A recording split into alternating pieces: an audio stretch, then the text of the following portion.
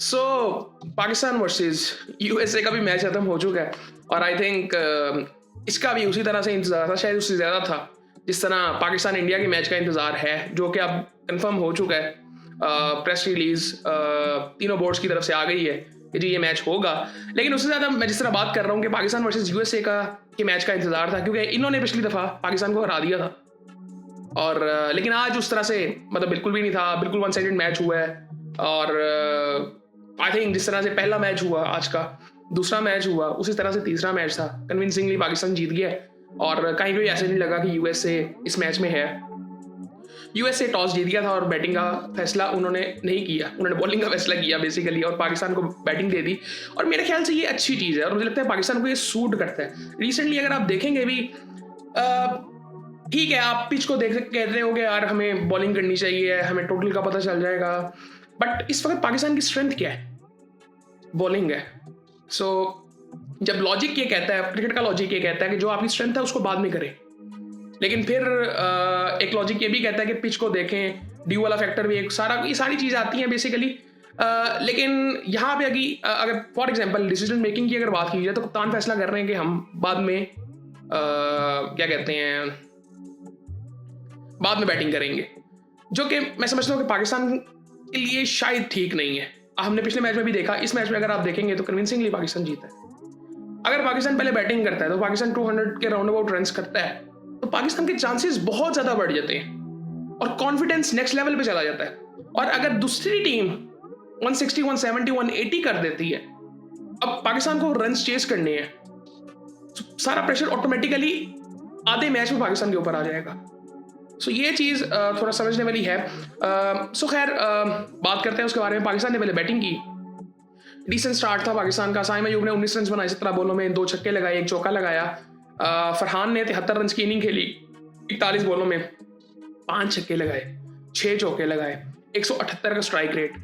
आगा जल्दी आउट हो गया था, आखिरी बॉल थी।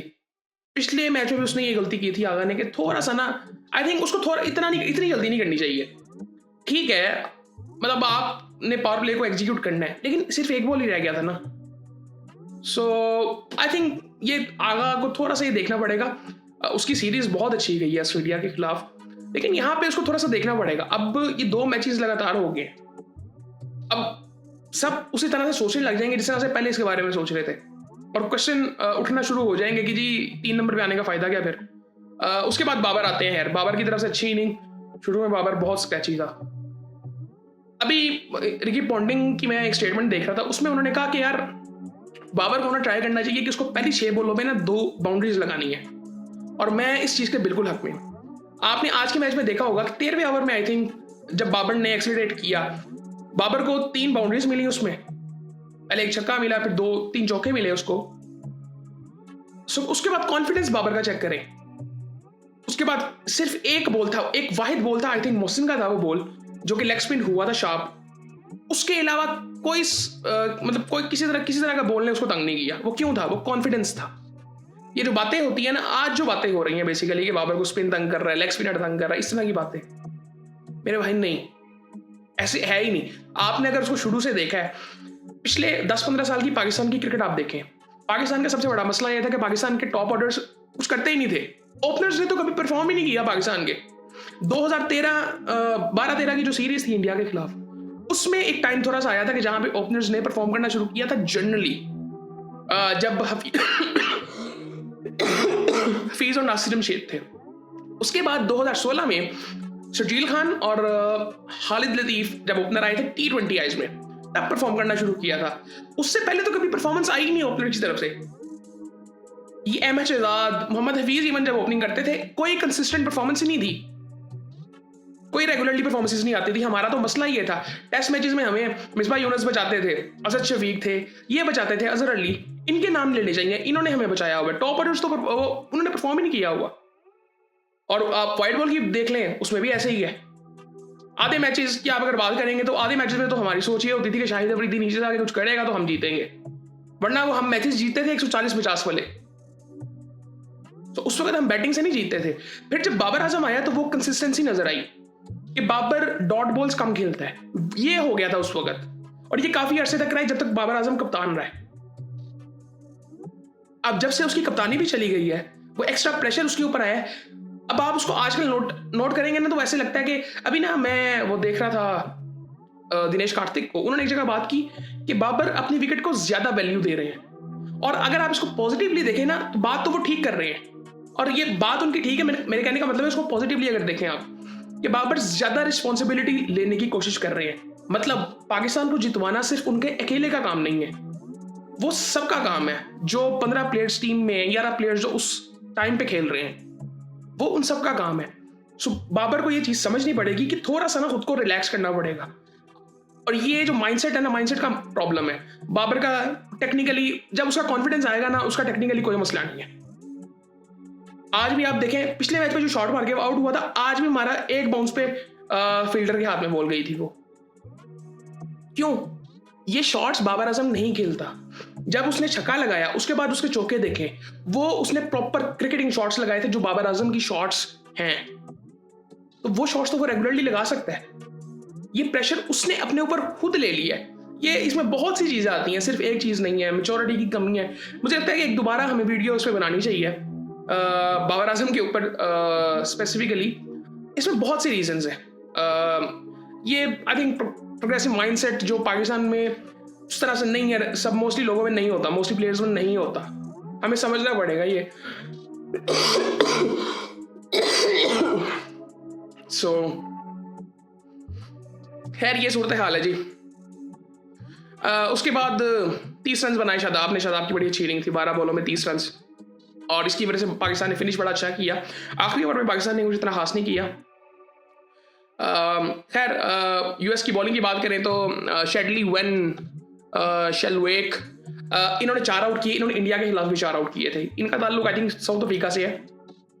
अच्छा, यूएस की आप मोस्टली टीम देखें ना, तो ये पाकिस्तान इंडिया की टीम लगती है। आप इवन प्लेयर्स को भी आप देखेंगे ना, तो वो थोड़ा सा उनके शक्लों पे वो चीज़ नज़र भी आती है। वो इमोशंस, पाकिस्तानी इंडियंस के जो इमोशंस होते हैं जनरली, वो नज़र आते हैं। स्पेशली इनके कप्तान इंडियन है, सो वो आप देखेंगे वो इमोशंस उनके चेहरे पे भी नज़र आते हैं ज़्यादा।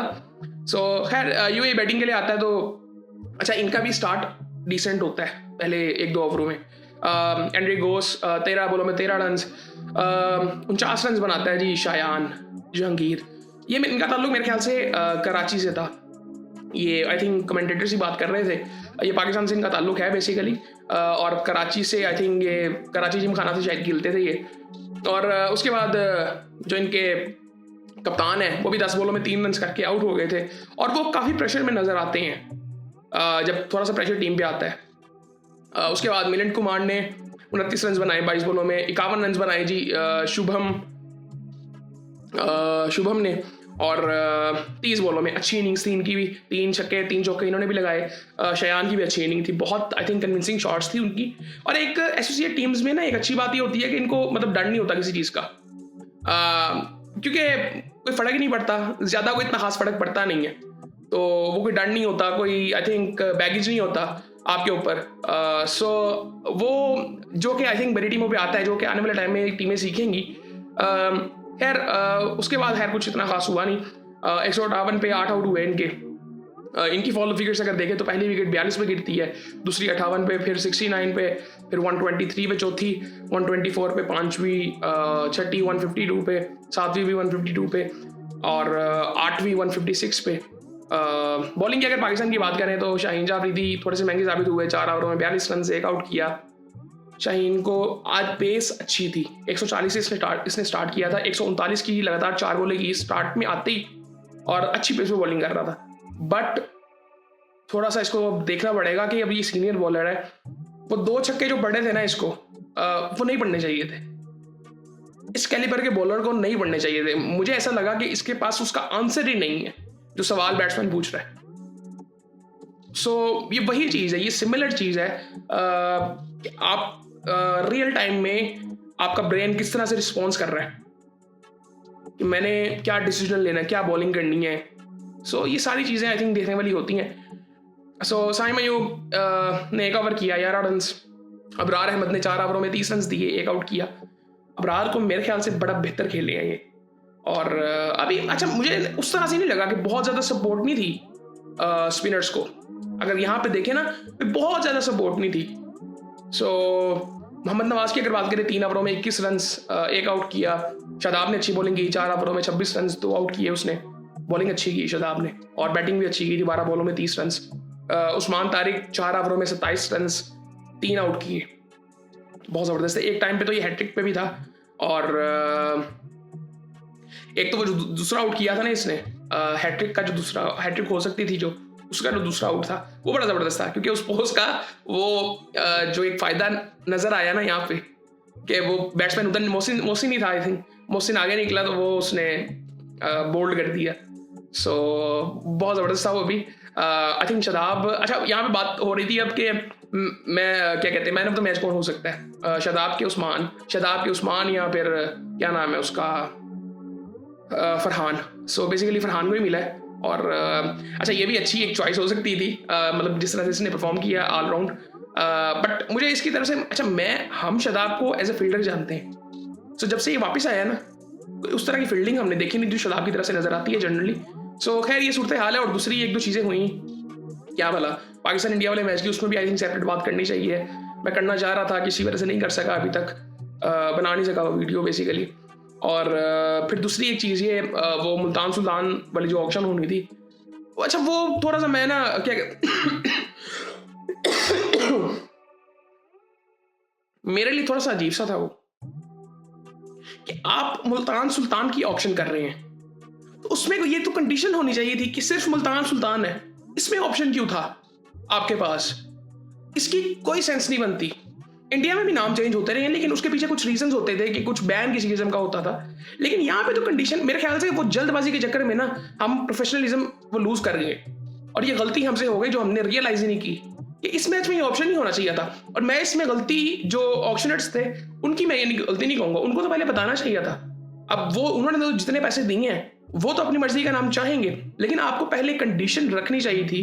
जब टेंडर डाला था उसमें कंडीशन होनी चाहिए थी कि सिर्फ एक ऑप्शन है मुल्तान सुल्तान का।